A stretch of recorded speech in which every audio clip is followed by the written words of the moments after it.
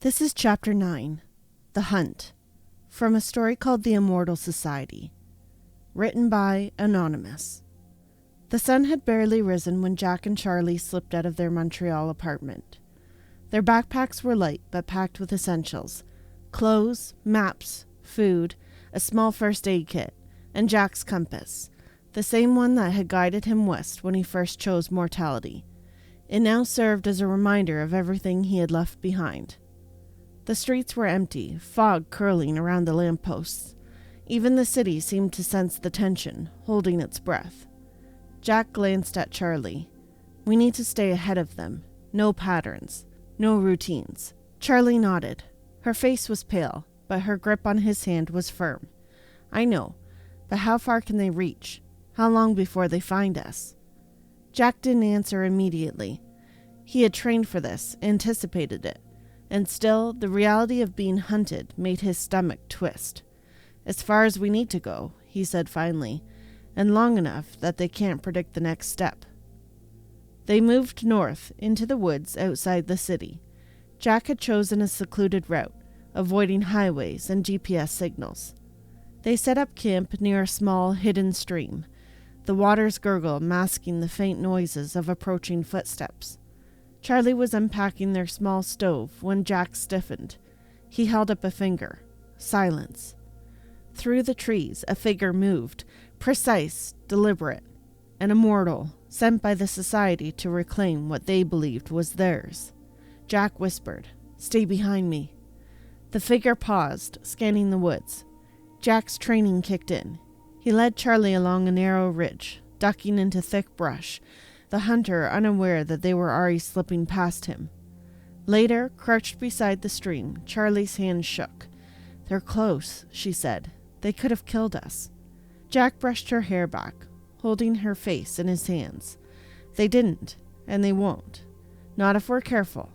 Not if we're together." She leaned into him. "Then let's keep moving. Forever, if we have to." For weeks they traveled through small towns, forests, and mountains, always staying ahead. They took odd jobs to keep their identities under the radar. Charlie worked at a cafe, Jack helped in a remote library, and each evening they communicated only with each other. Jack kept track of every possible agent the society could deploy. Every encounter was logged, every shadow remembered. They learned to trust only each other. But the stress began to take its toll. Charlie's laughter became rare. Jack's eyes grew darker, constantly scanning, always calculating. The weight of their fugitive life pressed on them, and even their love, though unwavering, was tested by exhaustion, fear, and the constant reminder of mortality. One evening, in a small mountain village, Jack noticed something unsettling: footprints in the snow. Too precise, too controlled. Someone had been here, watching them. "They're close," he muttered. "Too close."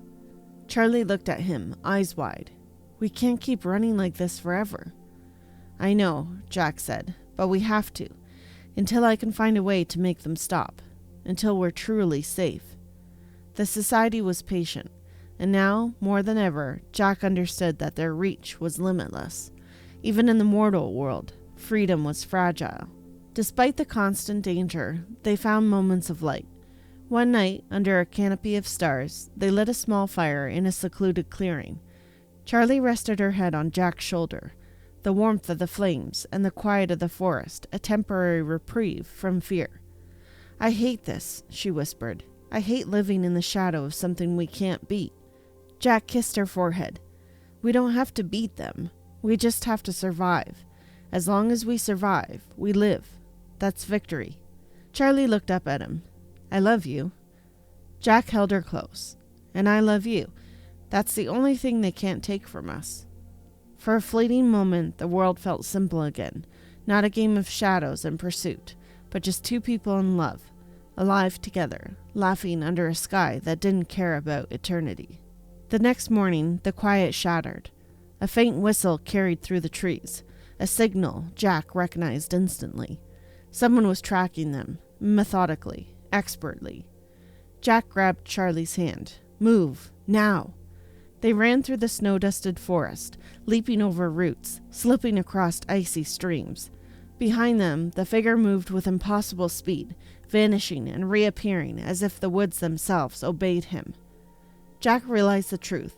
This was no ordinary agent. This was a master of the Society, a reminder that they would never truly be free unless they found a way to strike first, or disappear completely. As they stumbled into a hidden ravine, snow crunching beneath their boots, Jack whispered, "We have to get to the lake, our summer refuge. If anyone can hide us, it's there."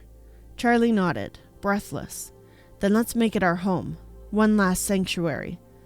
They ran toward the horizon, hearts pounding, winter wind biting their cheeks. Shadows stretched behind them, relentless. But ahead, glimmering in the distance, was water, still, quiet, untouched by the world above. A place of memories, of life, of fleeting freedom. And for Jack and Charlie, it was the only thing that mattered. Their mortal life, together, against the endless reach of eternity. That was Chapter 9, The Hunt, from a story called The Immortals Society, written by Anonymous. Thank you so much for listening, and we'll see you again next time.